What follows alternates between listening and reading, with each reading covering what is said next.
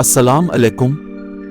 آج ہم آپ کو یمن کی اہمیت اور سعودی عرب اور یمن کے درمیان جاری تنازع کے بارے میں بتائیں گے۔ یمن تاریخ کے لحاظ سے ایک اہم مقام رکھتا ہے۔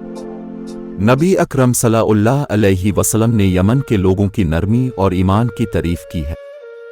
حضرت ابو ہریرہ رضی اللہ عنہ سے روایت ہے کہ نبی اکرم صلی اللہ علیہ وسلم نے فرمایا، ایمان یمنی ہے اور حکمت بھی یمنی ہے۔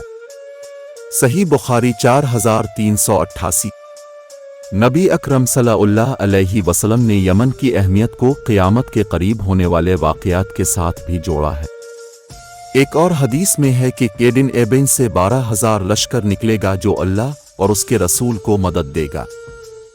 سنن ابن ماجہ 4080۔ 2014 میں یمن میں خانہ جنگی کا آغاز ہوا جب حوثی باغیوں نے سنا پر قبضہ کر لیا اور صدر عبد ربو منصور ہادی کو ملک چھوڑنے پر مجبور کر دیا۔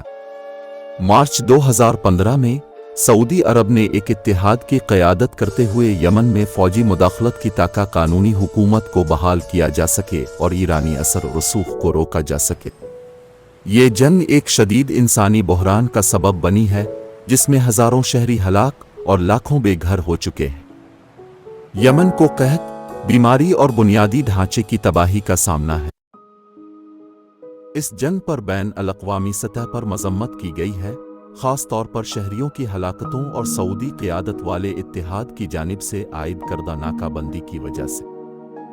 یمن کی تاریخ اور اس کے لوگوں کی اہمیت کو سمجھنا ہمارے لیے ضروری ہے۔